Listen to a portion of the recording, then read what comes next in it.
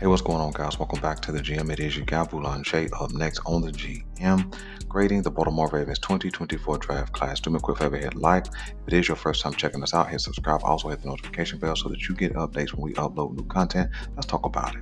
So, the 2024 draft is in the books, and the Baltimore Ravens went into this draft with 9 picks. They came out with 9 players. Let's grade each player up until the fifth player selected.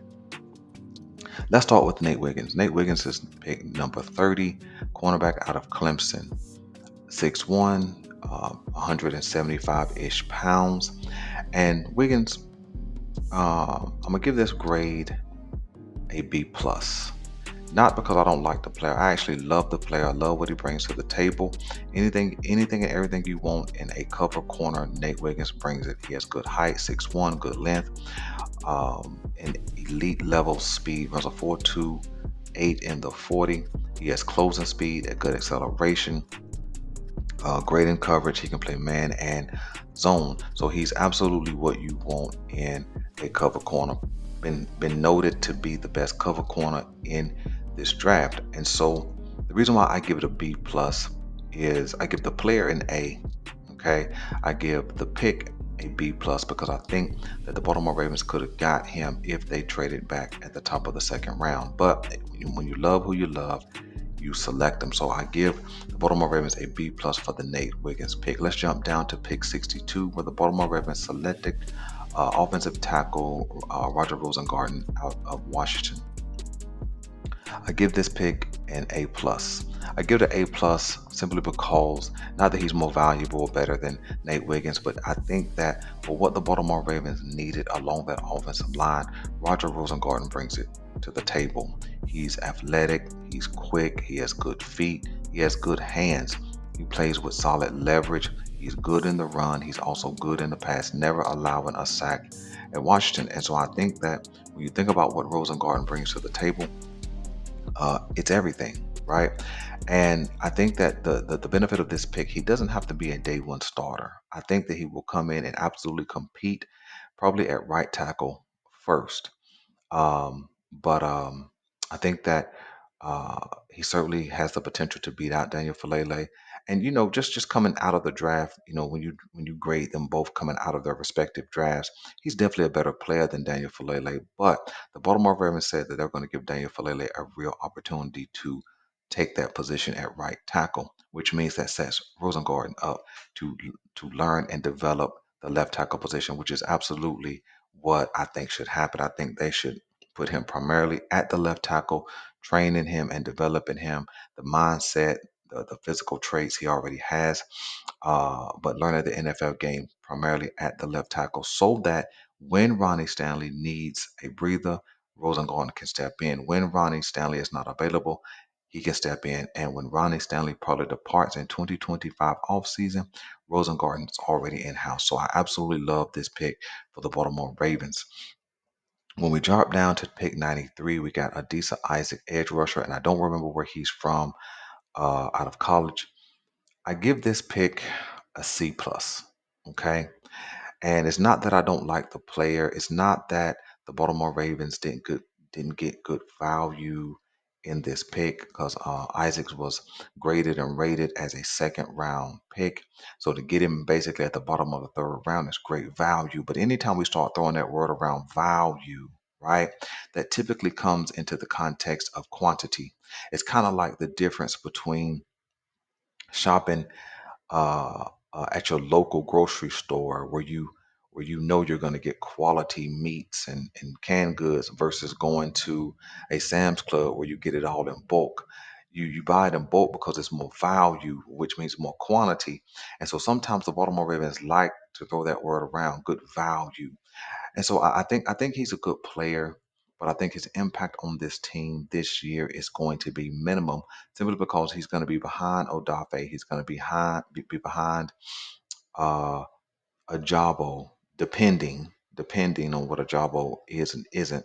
He's going to be behind Kyle Van Noy, and he's going to compete with some rotation time with Tavius Robinson, who showed well last season. And so I give it a C plus because I think it may have been too early, but because of the value, I certainly think that they were going to take him when he was on the table. I think that at this point in the draft, the Baltimore Ravens probably should have went with an offensive lineman, whether a guard or whether a tackle, but I think that's what they should have went with in this draft. I won't say wide receiver because I think all of the wide receivers who were available when Isaac was picked, I think most of them were available in that fourth round as well.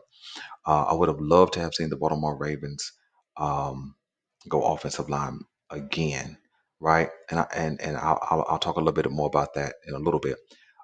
Pick number 113 in the fourth round is Devontae Walker out of North Carolina, and I give this pick an A plus. And I'll tell you why I give it an A plus.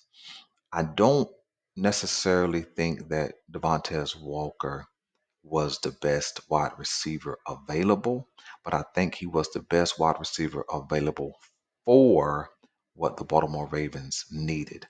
Devontae Walker is a bigger wide receiver, 6'2", right at 200 pounds, and he's absolutely fast. He runs a 4.3, 4.40.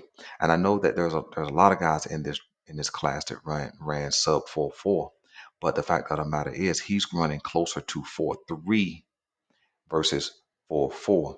And when you have a guy this size, good length, can track the ball deep, which is going to be something that's super a necessity for the Baltimore Ravens. I think Devontae Walker was the best guy on the board for what they need. When you look at the roster, you typically think Zay Flowers. He's going to be more of a quick type receiver. He's going to get in and out of breaks quickly, good hands. When you think of Rashad Bateman, you're going to think route running. Now he does have speed for sure, but he's going to be more of a route runner. He's going to be more precise. Things like that. So, but Devontae Walker can absolutely be that guy. When you get him on the field, there's always going to be an option to go deep. He's great with the ball after the catch, and he has a little dog to him for sure. And so I think that he's going to have something to prove because he fell from probably the middle of the third round to the middle of the fourth round where the Baltimore Ravens could capitalize. So I give him an A plus. Again, not because he was the best available, but based on where he was ranked and rated, middle of third, the Baltimore Ravens were able to get him in the fourth round. And all of the natural attributes that this kid has, the Baltimore Ravens need: size, weight, speed, and certainly a deep threat.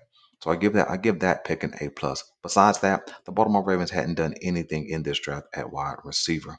When we go to pick 130, which is the fifth pick overall, I mean, which is the fifth pick out of the nine, you go with TJ Tampa. I give this pick also a B plus. I give it a B plus not because he doesn't have the potential to be a great player, a good addition to this team. I give it a B plus um, because I don't necessarily know that we needed another cornerback at that moment. I think again there was other positions that needed to be addressed, specifically offensive tackle, offensive guard, maybe even running back a little earlier than we took a running back. I think that uh, Tampa is going to be a good addition, and I think with the selection of Wiggins and Tampa, I think that puts Pepe Williams and also JAD on notice that you guys may be out. I think one of them have the potential to stay, but I do not think both of them stays on this roster, especially if there's a veteran out there that the Baltimore Ravens is interested in. So I give this a B plus. I get it up as high as a B. Again, I give the position pick a C. I give the player an A, especially when he had a around two grade and fell to the Ravens at 130. When we look at the rest of this draft, I don't put a lot of stock into Rashawn Ali. He's going to be, you know, a third down back. He does have a lot of potential, some speed, good hands. He's great as a receiver, all those kind of things. But I don't know how much he gets on the field this season. Maybe you can put him in some punt return possibilities, some kick return possibilities.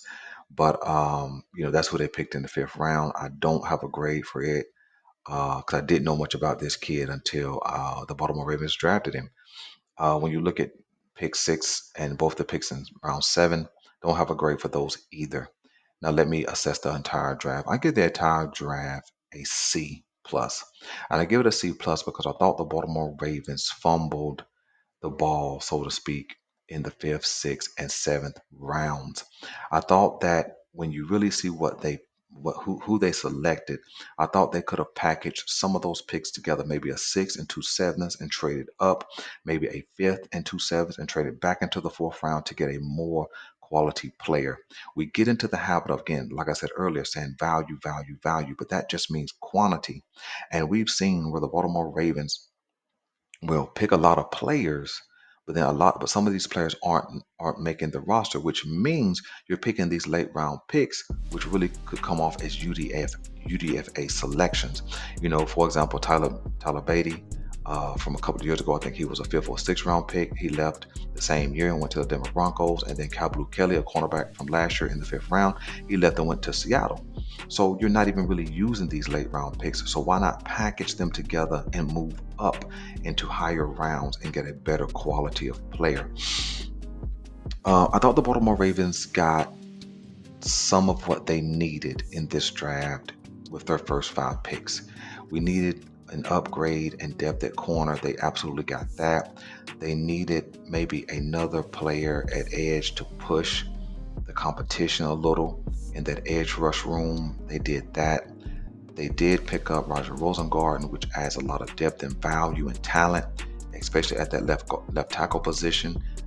They got that, but I thought that they fumbled the ball. And Devontae Walker, deep threat, I thought was a good pick, good value. But I think that they certainly should have been more aggressive in this draft. Right? Of the 9 players selected, I only see 5 absolutely making this roster, which means the other 4 picks you could have doubled up and got another quality player, which is the sad part of this draft. Because if all of these guys you're gonna try to slide on a practice squad or whatever, you could have just picked those guys up in the post draft player pickup, the UDFA part of it. And so I don't really know how to feel. I don't think that this draft pushed us up from my pre-draft ranking. I don't think it pushed us up into that top 3 or 4 teams. I think we still sit at number 5. I have to go back and look at the draft of the other AFC teams, especially those who I had ranked at 6, 7, and 8, and see if they move past the Ravens. I don't think that this draft did enough to propel us forward. I think that we are more talented at cornerback. I think we're more talented at wide receiver. I think we're deeper at offensive line, but I don't know if we moved much with this draft. So listen, let me know what you guys want me to know about this draft class. Did you like, love, or hate it? Who would you rather have seen picked at different spots? Specifically, the first 5 picks. Again, that's Wiggins, Rosengarten, Isaac, Walker, and Tampa. Let me know what you think about those 5 picks. And would you rather have seen the Baltimore Ravens package fit some of those picks in 5, 6, in the 7th round and go up and get a better quality of player? I'm your guy Boulanger. This is the GM, and we're out.